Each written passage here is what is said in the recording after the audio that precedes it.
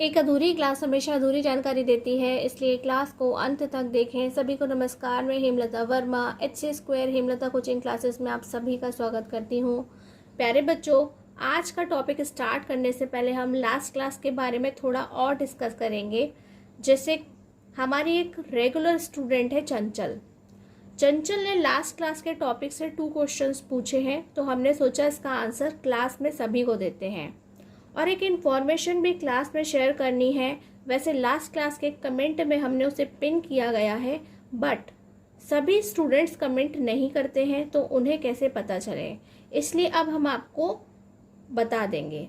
Lactic acid बना है, तो आप इसे दोबारा डिस्कस कीजिए। तो ये जो हमारा लैक्टिक एसिड है, तो प्यारे बच्चों, ये जो हमारा पायरुवेट है, जब इसे ऑक्सीजन नहीं मिली, ठीक है, जब लैक ऑफ ऑक्सीजन हो गया, यानी कि ऑक्सीजन की कमी हो गई, ठीक से नहीं मिली, तो उसने एनर्जी लेने के लिए क्या करा, उसने एनर्जी लेने के लिए अपने आप को लैक्टिक अम्ल यानी कि लैक्टिक एसिड में कन्वर्ट कर दिया। तो आपको हमने बताया था कि आपकी बॉडी में क्या होता है, पेन होता है, यानी कि पेशी कोशिका के अंदर जब दर्द होना स्टार्ट होता है, कब स्टार्ट होता है कि जब हम बहुत ज़्यादा मेहनत कर लेते हैं, तो वहाँ पर ये लैक्टिक एसिड जमना स्टार्ट हो जाता है। क्या होता है, हमारी पेशी कोशिका के अंदर ये लैक्टिक एसिड जमना स्टार्ट हो जाता है, क्योंकि हमारी बॉडी को क्या चाहिए, एनर्जी चाहिए। तो पायरुवेट ने उसे कन्वर्ट कर दिया जिससे हमें एनर्जी मिल जाए, लेकिन हमारी बॉडी में दर्द स्टार्ट हो जाता है, क्योंकि लैक्टिक एसिड जो है वो हमारी मसल सेल के अंदर इकट्ठा होने लग जाता है और वहाँ पर जमना स्टार्ट हो जाता है। नेक्स्ट क्वेश्चन जो हमारा हमसे किया गया है, तो चंचल ने हमसे पूछा है कि मैम ये यीस्ट क्या होता है, यानी कि खमीर क्या होता है। तो प्यारे बच्चों, हम आपको बता देते हैं कि ये जो यीस्ट है उसे एज अ प्लांट कंसीडर करा गया है, यानी कि वह भी एक प्रकार का पौधा होता है। और ये जो दोनों ही हमारे कंडीशंस हैं, कंडीशन नंबर 2 और 3, ये कैसे करते हैं, ये एनएरोबिक रेस्पिरेशन करते हैं, यानी कि अनऑक्सीकृत श्वसन करते हैं, जहाँ एक और ऑक्सीजन होती ही नहीं है और दूसरे में ऑक्सीजन की कमी हो जाती है, यानी कि पूरी मात्रा में ऑक्सीजन नहीं मिलती है। और इसके अलावा प्यारे बच्चों, हमें आपको क्या इन्फॉर्मेशन शेयर करनी थी कि ये जो हमने सारी चीज़ों को लास्ट क्लास में पढ़ा था, वहाँ हमने हर किसी के मॉलिक्यूल्स को डिस्कस किया था कि उसके अंदर कितने अणु होते हैं, वह कितने टुकड़ों में टूट गया है, उसका क्या ब्रेकडाउन हुआ है। तो प्यारे बच्चों, ये जो हमारे पास में यहाँ पे जो अणु लिखा हुआ है, असल में वह परमाणु है। क्या है, असल में वह परमाणुओं की संख्या है, यानी कि नंबर ऑफ एटम्स है, क्योंकि किसी भी फॉर्मूले के अंदर जो साइड में नीचे की ओर नंबर्स दे रखे होते हैं, वह किसके होते हैं, तो हम क्या कहेंगे, वह एटम्स के होते हैं, वह मॉलिक्यूल्स के नहीं होते हैं, क्योंकि मॉलिक्यूल्स के कितने भी नंबर होते हैं वह आगे मल्टीप्लिकेशन में लिखे हुए होते हैं। ठीक है, तो आपको इसे अपनी क्लास में भी डिस्कस करना है, क्योंकि बुक्स में सब जगह मॉलिक्यूल लिखा है, यानी कि अणु लिखा हुआ है, लेकिन वह अणु नहीं होते हैं। इसलिए जब आपके स्कूल वापस से स्टार्ट हो जाएंगे, तो आप इसे अपनी क्लास में टीचर से भी डिस्कस करेंगे। प्यारे बच्चों, आज की इस क्लास की शुरुआत हम होम साइंस से करेंगे, यानी कि गृह विज्ञान से शुरू करेंगे, क्योंकि आज हम कुछ न्यू टर्म्स को डिस्कस करेंगे। वैसे तो ऑलरेडी आप इसे पहले पढ़ चुके हैं, बट हम उन स्टूडेंट्स के लिए इसे डिस्कस करेंगे जिनके कॉन्सेप्ट्स क्लियर नहीं हैं। तो प्यारे बच्चों, एक कुशल गृहिणी के कुछ लक्षण होते हैं। किसके? एक कुशल गृहिणी के कुछ लक्षण होते हैं। ठीक है, तो ये हमने लिख दिया कुशल गृहिणी। कुशल गृहिणी क्या होती है, तो आप क्या कहेंगे, होम मेकर होती है। क्या होती है? होम मेकर होती है, यानी कि जो घर की सारी रिस्पॉन्सिबिलिटीज को उठाती है। ठीक है, तो ये जो हमारी गृहिणी है, इसके अंदर कुछ लक्षण होते हैं, यानी कि कुछ क्वालिटीज होती हैं। ठीक है, उनमें से एक क्या होता है, बचत करना। क्या होता है? बचत करना यानी कि सेविंग्स। तो वह सेविंग्स का काम भी करती है। क्यों करती है? प्यारे बच्चों, इस डिस्कशन को हम साइड में लिख रहे हैं, आप भी इसी तरह से साइड में लिखिएगा। और ये हम समझाने के लिए करा रहे हैं। ये पोर्शन अभी वापस हमारे काम आएगा, तो इसे अभी आप वेस्ट ना करें, साइड में ही लिखना स्टार्ट करें। तो ये जो हमारी कुशल गृहिणी है यानी कि होम मेकर है, वह क्या करती है, उसकी एक अच्छी क्वालिटी क्या है, वह बचत करती है यानी कि सेविंग्स करती है। क्यों करती है कि एक दिन जब ज़रूरत पड़ेगी तो उसके काम आएंगे, राइट। घर में किसी को भी काम पड़ सकता है, तो वह सेविंग्स का करती क्या है, इस बचत का करती क्या है। तो आप कहेंगे मम्मी जाती है बैंक। कहाँ जाती हैं मम्मी? बैंक जाती हैं और वहाँ पर उसे डिपॉजिट करके आती हैं, यानी कि पैसे वहाँ जमा करके जाती हैं। तो ये जो हमारी मम्मी है ये चली गई बैंक, ठीक है। मम्मी बैंक जा रही हैं, तो हमने क्या करा, इसके 2 पार्ट्स कर दिए, ठीक। अभी मम्मी ने पैसे बैंक में जमा नहीं करे हैं, यानी कि मम्मियों ने अभी किसी की भी मम्मी ने पैसे जमा नहीं करे हैं। तो ये जो बैंक है वह कैसा है, कम पैसे वाला है। कैसा है, कम पैसे वाला है, क्योंकि बैंक पैसे वाला कब बनेगा, जब वहाँ पर लोग पैसे जमा करें। तो अभी पैसे नहीं जमा करे हैं, ठीक है। अब क्या करा, अब मम्मी ने पैसे जमा कर दिए। तो जो अगर सबकी मम्मियाँ पैसे जमा कर देंगी जा करके, वैसे तो पापा भी पैसे जमा करते हैं, ठीक है। टाइम्स हैव चेंज्ड, ज़माना बदल गया है ना। सभी काम सभी लोग करते हैं, ऐसा कुछ नहीं है कि महिलाएं क्या करती हैं और पुरुष क्या करते हैं, ठीक है। तो ये जो ज़्यादा पैसे वाला बैंक हो जाता है। जब हम पैसे जमा नहीं कर रहे हैं तो वह कम पैसे वाला है, और जब हम पैसे जमा करेंगे तो वह ज़्यादा पैसे वाला हो जाता है, ठीक है। फिर मम्मी क्या करेंगी आगे, और मम्मी ऐसा क्यों करेंगे, क्योंकि उन्हें पता है कि वो बैंक में पैसे जमा करेंगे कि तो एक दिन उन्हें ज़्यादा पैसे मिलेंगे और वो उनकी ज़रूरत पर काम आएंगे। तो मम्मी ने क्या करा, मम्मी गई, ठीक है। मम्मी जाएंगी बैंक, कब जाएंगी, जब उन्हें उसकी नीड होगी, यानी कि जब उन्हें ज़रूरत होगी पैसों की तो मम्मी बैंक जाएंगी, ठीक है। तो अब मम्मी बैंक कहाँ जा रही हैं, जब वो ज़्यादा पैसे वाला हो गया है। कहाँ हो गया है, अब ये जो बैंक है वो ज़्यादा पैसे वाला हो गया है। तो बैंक ने ऐसा क्या करा कि वो ज़्यादा पैसे वाला हो गया। तो प्यारे बच्चों, बैंक क्या करती है, हम जो अपने पैसे वहाँ पे जमा करके आते हैं तो वह अपने हमारे पैसे को काम पर लगा देती है। क्या करती है, वह हमारे पैसे को काम पर लगा देती है, तभी तो वह अपना बैंक चला रही है, ठीक है। जब हम जमा करते हैं तो प्यारे बच्चों से और समझो, जैसे मान लो मम्मी को ज़रूरत पड़ी और वो पैसे लेने गई, तो पहले मम्मी ने 1000 रुपीज़ क्या करे थे, जमा करे थे, यानी कि वो 1000 रुपीज़ 1000 रुपये का डिपॉजिट करके आई थी। लेकिन अब वहाँ पर वह 1200 रुपीज़ में कन्वर्ट हो गए हैं, यानी कि पहले मम्मी ने कम जमा करे थे और बाद में उन्हें ज़्यादा मिल जाते हैं, ठीक है। तो अब मम्मी को ज़्यादा मिल जाते हैं। तो ऐसा कैसे हुआ, क्योंकि बैंक ने हमारे पैसे को काम पर लगाया था, इसलिए वह बढ़कर के ज़्यादा हो जाते हैं। तभी बैंक ने क्या करा, हमें ज़्यादा रुपए लौटाए हैं। तो मम्मी को ज़्यादा रुपए मिले, इसीलिए क्या हुआ कि जब मम्मी को इसकी ज़रूरत पड़ी तो मम्मी ने इसका यूज़ कर लिया। क्या कर लिया, इसका इस्तेमाल कर लिया। और प्यारे बच्चों, आपने ये भी याद रखना है कि हमारी जो करेंसी है वो क्या है, रुपीज़ है, यानी कि हमारे जो भी पैसे होते हैं उन्हें हम रुपयों में पढ़ते हैं। जैसे अगर अमेरिका के लोग होंगे तो वह कैसे पढ़ेंगे अपनी मनी को, वो डॉलर में पढ़ते हैं, और हम अपनी मनी को रुपीज़ में पढ़ते हैं। तो पहले आप इतनी इन्फॉर्मेशन को याद रखिए, फिर हम वापस ऊपर चलते हैं। तो प्यारे बच्चों, जैसे कि आप जानते हैं कि हमारी बॉडी किससे मिलकर बनी हुई है, सेल से मिलकर बनी हुई है। ढेर सारे सेल्स हैं जिनसे वह बनी हुई है। तो ये क्या है, ये हमारा एक बॉडी का सेल है। क्या है, सेल है। ये जो सेल के अंदर हमने डॉट डॉट करके बताया है वह क्या है, उसमें साइटोप्लाज्म भरा हुआ है, ठीक है। और ये छोटा सा क्या बना हुआ है, तो हम कहेंगे ये हमारा माइटोकॉन्ड्रिया है, power house of the cell, ठीक है, जहाँ पर सारी एनर्जी बनती है। ये हमारा क्या है, ये हमारा न्यूक्लियस है, ये हमारा न्यूक्लियस हो गया। इसी तरह से यहाँ पे और भी ऑर्गेनेल्स बने हुए हैं। तो ये जो हमारा सेल है, ठीक है, हम उसे क्या कह रहे हैं कि ये जो हमारा सेल है वह एक कुशल गृहिणी है। क्या है, हमारा जो सेल है, कोशिका है, वह एक कुशल गृहिणी की तरह बिहेव करता है, ठीक है।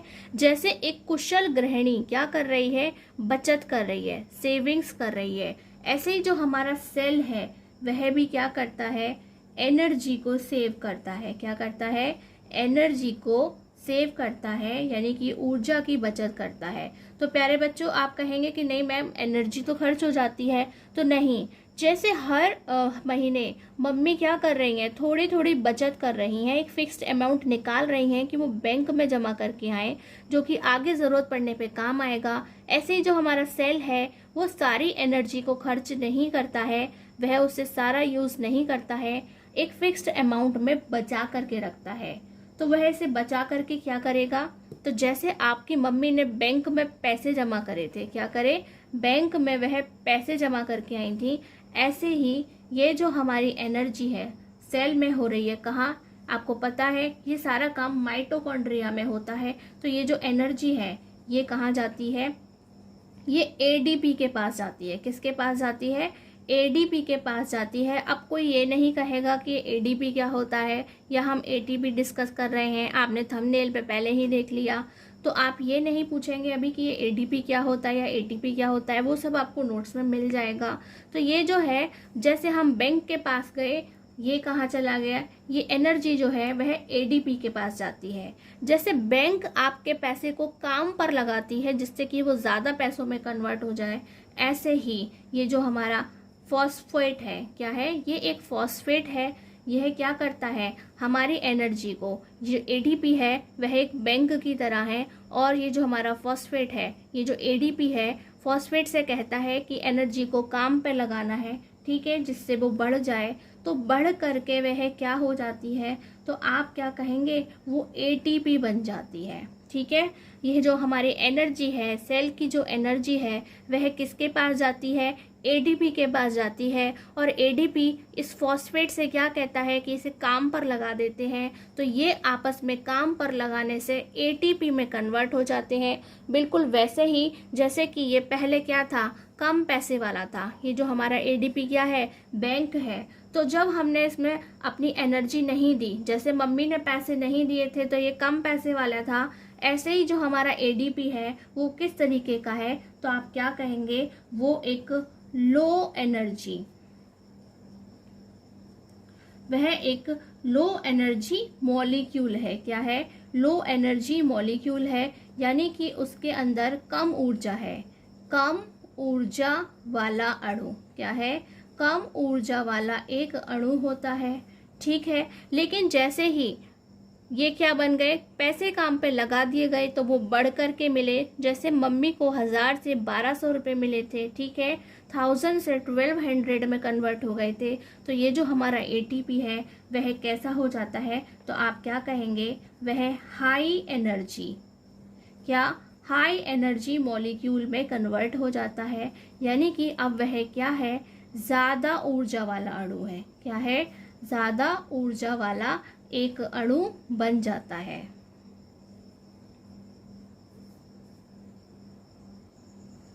चलिए, तो जैसे मम्मी ने क्या करा, उन्हें पैसों की ज़रूरत पड़ी, ठीक है, घर में उन्हें किसी भी रीज़न से ज़रूरत पड़ी, तो वह वापस कहाँ जाती हैं, बैंक जाती हैं। ऐसे ही ये जो हमारा एटीपी है जो तैयार हुआ है, कैसा, एक हाई एनर्जी मॉलिक्यूल तैयार हुआ है। और ये जो हमारा पी है ये क्या है, एक फॉस्फेट मॉलिक्यूल है, यानी कि फॉस्फेट नाम का एक अणु होता है जो ऑक्सीजन और फॉस्फोरस से मिलकर बना होता है। किससे, ऑक्सीजन और फॉस्फोरस से मिलकर बना हुआ होता है। तो ये जो हमारा एटीपी है ये क्या करेगा, इसको भी, ये जो हमारी सेल है, इस सेल की भी क्या है, अपनी कुछ ज़रूरतें हैं। क्या है, इस सेल की भी कुछ अपनी ज़रूरत है, कुछ एक्टिविटीज़ हैं जो इन्हें करनी होती हैं।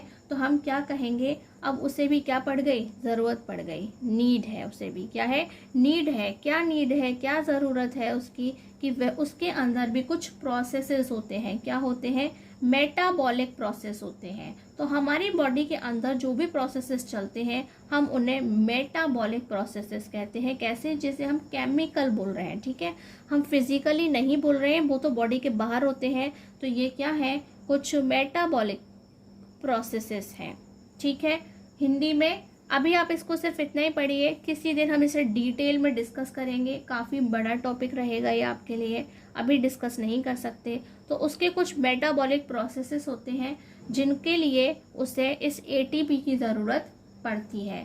तो जब इस एटीपी की ज़रूरत इसे पड़ी तो क्या होगा, तो प्यारे बच्चों, ये जो एटीपी एक्चुअली में तैयार हुआ है, हमने आपको बोला ना कि ये तैयार हुआ है, तो जैसे मम्मी को 1000 रुपीज से 1200 मिले, ठीक है, ऐसे ही यहाँ पे कितने एटीपी तैयार हुए हैं, तो आप कहेंगे 38 एटीपी तैयार हुए हैं।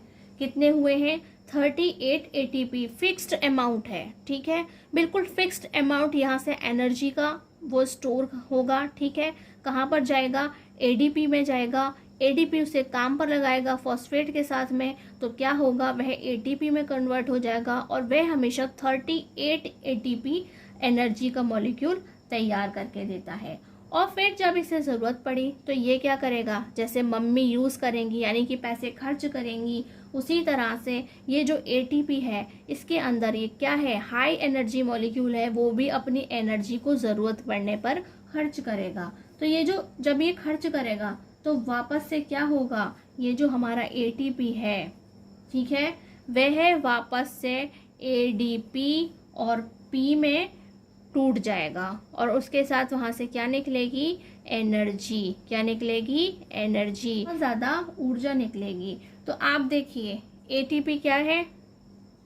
ज़्यादा एनर्जी वाला, ठीक है। अब जब ये वापस टुकड़ों में टूट गया, यानी कि एनर्जी निकल करके अलग हो गई, तो ये एडीपी वापस कैसा हो गया? कम ऊर्जा वाला, यानी कि लो एनर्जी मॉलिक्यूल में वापस से कन्वर्ट हो जाता है। तो आपने क्या देखा कि जैसे हमारे लिए क्या काम करता है? रुपया, ठीक है, ये जो हमारे रुपीस हैं, हम सारे काम उनसे करते हैं। उसी तरह से हमारी बॉडी के अंदर जितना भी काम हो रहा है वो किसकी वजह से हो रहा है? एनर्जी से हो रहा है। और उस एनर्जी को हमने क्या नाम दिया है? एटीपी नाम दिया है। इसीलिए हम एटीपी को क्या कहते हैं? हम एटीपी को एनर्जी करेंसी ऑफ सेल, यानी कि सेल की एनर्जी को, यानी कि हम एटीपी को सेल की एनर्जी करेंसी बोलते हैं। क्या कहते हैं? एनर्जी करेंसी कहते हैं। और हिंदी में हम क्या कहते हैं? कोशिका की ऊर्जा मुद्रा, यानी कि हमारे लिए मुद्रा क्या है? रुपया। क्या है हमारी मुद्रा? रुपया है। हमारी करेंसी क्या है? रुपीज है। ऐसे ही सेल के लिए सारा काम कैसे होता है? एनर्जी से होता है, ऊर्जा से होता है। इसलिए उसकी मुद्रा, उसकी करेंसी क्या है? हम कहेंगे एनर्जी। इसलिए एटीपी को क्या कहा जाता है? एनर्जी करेंसी ऑफ सेल, यानी कि कोशिका की ऊर्जा मुद्रा कहा जाता है। प्यारे बच्चों, एक बार फिर से समझ लो, बिल्कुल आपको थोड़ा समझना इसे बहुत ज़्यादा ज़रूरी है, इसलिए एक बार फिर से समझ लो। जैसे कि एक कुशल गृहिणी, एक होम मेकर क्या करती है? बचत करती है, सेविंग्स करती है। उसी तरह से ये जो हमारी सेल है वो भी अपनी सारी एनर्जी को खर्च नहीं करती है, ठीक है, उसे स्पेंड नहीं करती है। एक फिक्स्ड अमाउंट को बचा करके रखती है। क्या करती है? बचा करके रखती है। और ये क्या करते हैं? जैसे मम्मी बैंक जाती हैं, ऐसी ये जो एनर्जी है वह कहाँ जाती है? एडीपी के पास जाती है। कहाँ जाती है? एडीपी, जो कि क्या है? एक लो एनर्जी मॉलिक्यूल है, एक कम ऊर्जा वाला अणु है। और ये भी कहाँ होता है? सेल के अंदर ही प्रेजेंट होता है। और वह क्या करता है? फॉस्फेट के साथ में, ये जो हमारा फॉस्फेट मॉलिक्यूल है जो कि फॉस्फोरस और ऑक्सीजन से मिलकर बना है, उस फॉस्फेट अणु के पास में उसे काम पे लगा देती है और उससे वह क्या बन जाता है? एटीपी बन जाता है। जैसे कि आपके पैसे पहले कम थे, बाद में ज़्यादा हो जाते हैं बैंक में, उसी तरह से ये एक हाई एनर्जी मॉलिक्यूल में कन्वर्ट हो जाता है। यानी कि इसके अंदर, एटीपी के अंदर बहुत सारी एनर्जी स्टोर हो जाती है। वह क्या है? एनर्जी स्टोर करने वाला एक मॉलिक्यूल होता है। तो इसने अच्छे से स्टोर कर ली है, ये 38 एटीपी बनाती है, ठीक है। और जैसे कि मम्मी को पैसों की ज़रूरत पड़ी तो वो बैंक के पास चली गई थी, इसी तरह से ये जो हमारी सेल होती है उसकी भी कुछ अपनी ज़रूरतें हैं, उन्हें पूरा करने के लिए वह भी क्या करती है? एटीपी वाली एनर्जी का यूज़ करती है। यानी कि उसके वैसे तो सारे यूज़ क्या है? हमारे सेल के अंदर जो एनर्जी है वो सारे तो हमारे काम में आते हैं, हम अपने सारे काम कैसे करते हैं। लेकिन कुछ और भी काम होते हैं, जैसे हम क्या कह रहे हैं? Metabolic processes. क्या कह रहे हैं? मेटाबॉलिक प्रोसेसेस हो रहे हैं, उनके लिए उसे ज़रूरत पड़ती है। तो वह क्या करता है? ये जो हमारा एटीपी है वापस से एडीपी पी में टूट जाता है, क्या हो जाता है, विखंडित हो जाता है, ठीक है। और वहाँ पर ये जो हमारा एटीपी से क्या हुई, सारी एनर्जी निकल गई। अब ये वापस से कैसा हो गया, कम एनर्जी वाला, यानी कि अगर बैंक वालों से भी सब अपने पैसे वापस ले आएंगे तो क्या होगा, बैंक फिर से कम पैसे वाला हो जाएगा, ठीक है। अब उसके पास इतना अमाउंट नहीं होगा तो ये वापस से फिर से कम पैसे वाला हो जाएगा और सारी एनर्जी रिलीज हो जाएगी, यानी कि निकल के अलग हो जाएगी, ठीक है। इसीलिए हम एटीपी को क्या कह रहे हैं, एनर्जी करेंसी ऑफ सेल कह रहे हैं, यानी कि कोशिका की ऊर्जा मुद्रा कह रहे हैं। प्यारे बच्चों, अगर यहाँ पे कोई स्पेलिंग मिस्टेक हो तो प्लीज़ उसे करेक्ट कर लीजिएगा, क्योंकि पढ़ाते समय यानी कि क्लास रिकॉर्ड करते समय एक से ज़्यादा चीज़ें होती हैं जिनको ध्यान रखना होता है, तो कभी कभी स्पेलिंग मिस्टेक हो जाती है। प्यारे बच्चों, इस चार्ट को अपनी कॉपी पे समझने के लिए बिल्कुल ऐसे ही ड्रॉ करिएगा, क्योंकि सिर्फ थ्योरी पढ़ने से आपको कोई भी चीज़ इतने अच्छे से समझ में नहीं आती है। उसे समझाने के लिए कुछ नए नए एग्जाम्पल्स को ढूंढना पड़ता है, जिससे वे आपको इजीली समझ में आए। तो आप इसको ऐसे ही बनाइएगा और उसके बाद हम नोट्स में सारी चीज़ें डिस्कस करेंगे, एडीपी डिस्कस करेंगे, एटीपी डिस्कस करेंगे, कैसे बनते हैं ये, ठीक है, सेल के अंदर ये कैसे बनते हैं, सारी चीज़ों को डिस्कस करेंगे। प्यारे बच्चों, ये आज का हमारा टॉपिक है एनर्जी करेंसी ऑफ सेल, यानी कि एटीपी। ये तो आप समझ गए हैं कि हमने इसे क्यों कहा है एनर्जी करेंसी ऑफ सेल, यानी कि कोशिका की ऊर्जा मुद्रा क्यों कहा गया है। तो सबसे पहले हम इनके फुल फॉर्म्स देखते हैं, और ये एक छोटा सा डायग्राम है जिससे आपको ये इजीली समझ में आएगा कि ये किस तरह से बने हुए हैं। तो प्यारे बच्चों, ये क्या है, ए हमारा बता रहा है, जैसे फुल फॉर्म में हमने क्या लिखा है, एडीपी क्या है, adenosine diphosphate.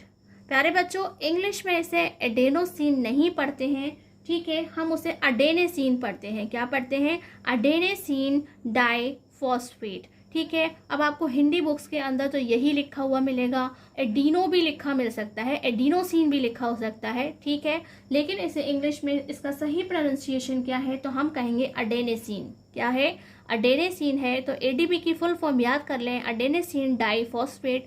Hindi medium please उसे ऐसे ही लिख कर के आएँ, क्योंकि आपकी बुक्स में यही लिखा गया है, इसलिए आप उसे अडेनेसिन हिंदी में नहीं लिखेंगे, ऐसे ही लिख कर के आएँ,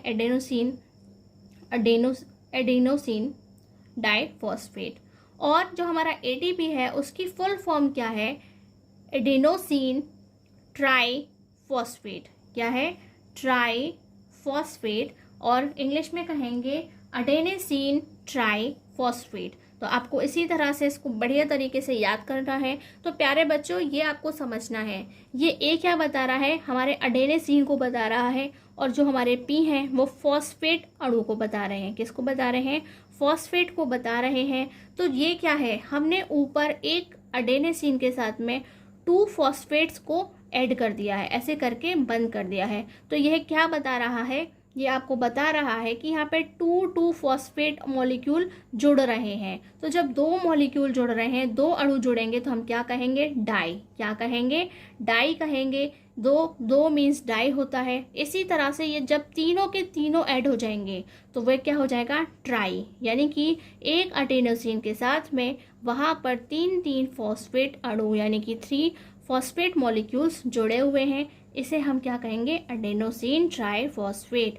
और अगर सिर्फ ये एक ही अटैच होता है, ये वाला, तो क्या बोलते हैं हम, अडेनोसिन मोनोफॉस्फेट। यानी कि जब कोई एक चीज़ ऐड होती है तो उसे मोनो कहा जाता है, 2 ऐड होती हैं तो डाई कहा जाता है, और 3 ऐड होती हैं तो उसे ट्राई कहा जाता है, ठीक है। तो आपके सबसे अच्छे क्वेश्चंस पहले यहीं से बन गए हैं कि full form of ADP and full form of ATP. तो ये अच्छे से तैयार कर लें, ठीक। ATP is the energy currency for most cellular process, यानी कि जो हमारी सेल है उसके जितने भी प्रोसेस हो रहे हैं उसके अंदर उनको क्या कहा जाता है, उनको क्या चाहिए, एटीपी चाहिए। यानी कि इसीलिए, क्योंकि एटीपी क्या है, एक टाइप की एनर्जी है, इसीलिए उसे क्या कहा गया है, एनर्जी करेंसी कहा गया है।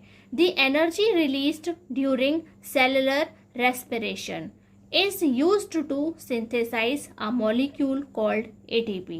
यानी कि सेलुलर रेस्पिरेशन के अंदर हमने क्या देखा था, एनर्जी रिलीज होती है। क्या होती है, एनर्जी रिलीज होती है, और उसका यूज़ हमने कहाँ किया है, सिंथेसाइज करने में। सिंथेसाइज करने में यानी कि बनाने में। किसे बनाने में, एक मॉलिक्यूल जिसका नाम क्या है, ATP है। ठीक है, उसे ATP बनाने में किया गया है from ADP and inorganic phosphate. ठीक है, तो ADP क्या है, ADP सेल के अंदर का ही एक मॉलिक्यूल होता है, लो एनर्जी होती है उसके अंदर, यानी कि वह एक लो एनर्जी मॉलिक्यूल होता है।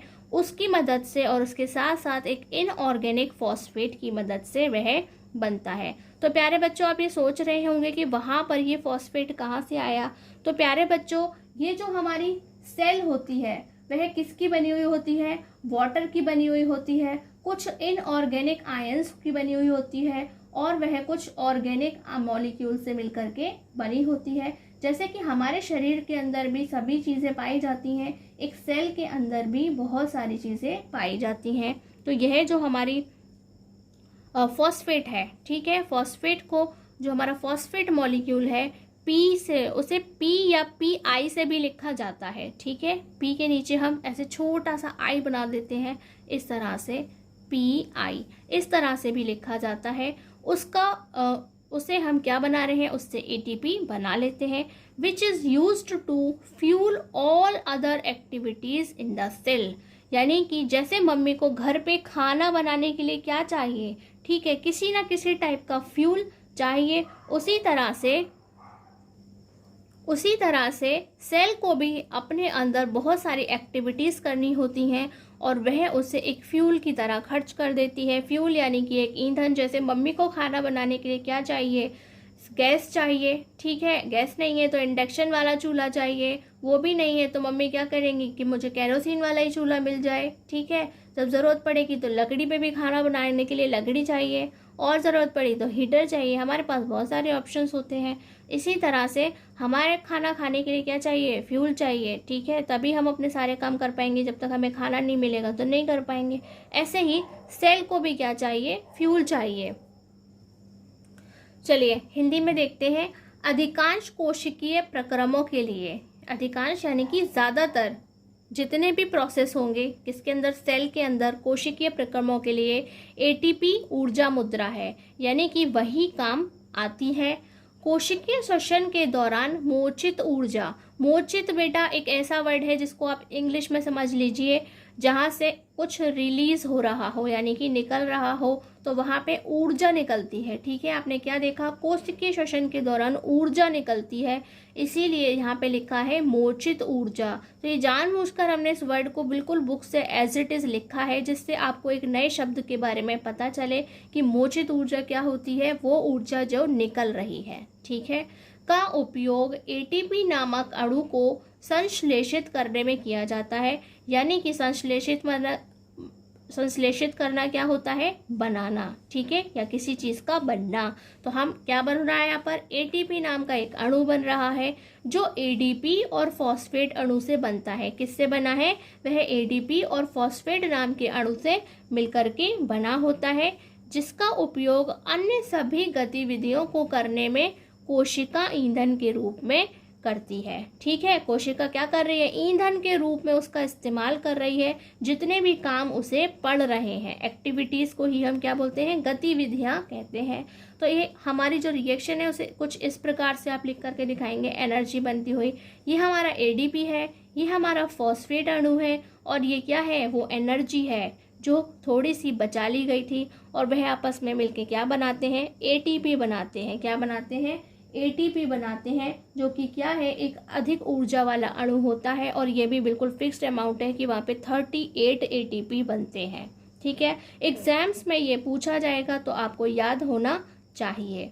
ये भी याद होना चाहिए वह किससे बने हैं, ये भी याद होना चाहिए कि कितने ATP बनने पर तैयार होते हैं। ठीक है, आगे पढ़ते हैं। तो प्यारे बच्चों, ये जो पोर्शन हमने अभी ऊपर डिस्कस किया है वह क्या है, ATP के फॉर्मेशन का है, यानी कि ATP कैसे बन के तैयार हुई है, कितनी तैयार हुई है। अब आगे हम देखेंगे कि ये किस तरह से ब्रोक डाउन होती है, क्या होती है, इसके किस तरह से टुकड़े हो जाते हैं और वहाँ पर कितनी एनर्जी निकलती है।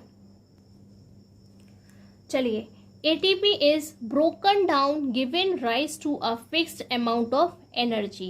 यानी कि ATP जब टूटता है, ठीक है, विखंडित होता है, ब्रोकन डाउन को शुद्ध हिंदी में विखंडित होना कहते हैं, ठीक है, टूटता है तो वहाँ से फिक्स्ड अमाउंट में एनर्जी निकलती है which can drive the endothermic reactions, ठीक है। और वह क्या करती है, ड्राइव करने का मतलब है उसका काम, वह क्या काम करती है, endothermic reactions taking place in the cell, और वह एंडोथर्मिक रिएक्शंस को सेल के अंदर करवाती है। तो प्यारे बच्चों, हमने आपको एंडोथर्मिक रिएक्शंस को पढ़ाया है और हमने वहाँ आपको क्या दिखाया था कि एंडोथर्मिक रिएक्शंस वैसी रिएक्शन होती हैं जिनमें रिएक्शन ही तब होती है जब किसी न किसी तरह की एनर्जी उन्हें दी जाती है, चाहे वह हीट हो, चाहे वह लाइट हो, चाहे वहाँ पर इलेक्ट्रिसिटी हो, लेकिन किसी ना किसी तरह की एनर्जी उन्हें पहले चाहिए होती है, उसके बाद ही वहाँ पे रिएक्शन होती है, अन्यथा रिएक्शन नहीं होती है, ठीक है। उन्हें हम क्या कहते हैं, एंडोथर्मिक रिएक्शन कहते हैं।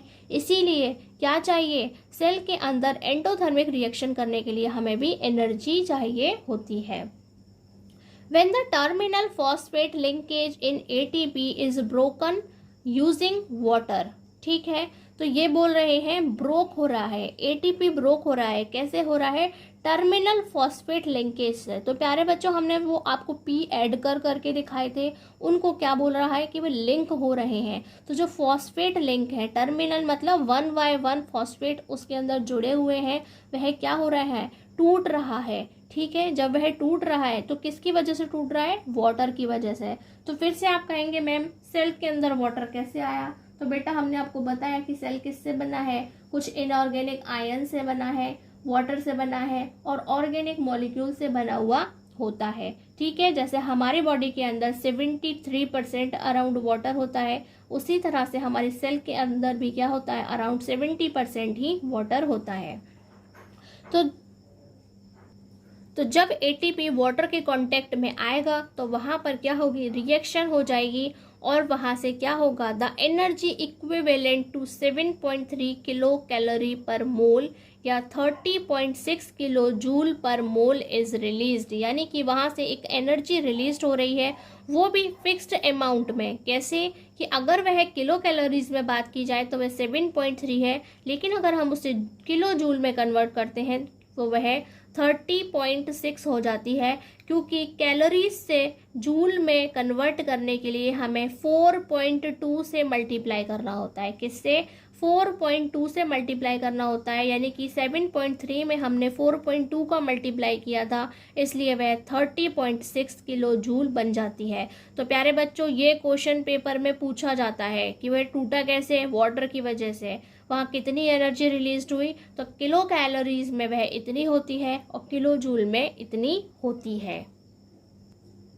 हिंदी में देखते हैं, ATP के विखंडन से, विखंडन यानी कि टूटने से एक निश्चित मात्रा में ऊर्जा मोचित होती है, यानी कि ऊर्जा निकलती है जो कोशिका के अंदर होने वाली ऊष्माशोषी क्रियाओं को करती है। यानी कि हमने आपको जो ऊष्माशोषी अभिक्रियाएं पढ़ाया था, ठीक है, अभी हमने लास्ट में जो चैप्टर पढ़ा था हमारा केमिकल रिएक्शन एंड इक्वेशन, वहाँ पर हमने आपको ऊष्माशोषी अभिक्रियाएं पढ़ाई थी, जिसमें हमने देखा था कि कोई भी अभिक्रिया तब होती है जब पहले हमें उसे किसी भी प्रकार की ऊष्मा दी जाए, चाहे वह सूर्य की हो, ठीक है, वह सूर्य की रोशनी ही क्यों ना मिली हो, उसे सूर्य से गर्मी क्यों ना मिली हो, ठीक है, और इसके अलावा चाहे हमने वहाँ पे किसी तरह की ऊष्मा दी हो, कुछ भी दिया हो, लेकिन उसे किसी न किसी प्रकार से ऊर्जा की ज़रूरत होती है, एनर्जी चाहिए होती है, उन्हें ही हम ऊष्माशोषी अभिक्रियाएं कहते हैं। तो पहले इसे भी चाहिए, तब भी सेल के अंदर यानी कि कोशिका के अंदर वह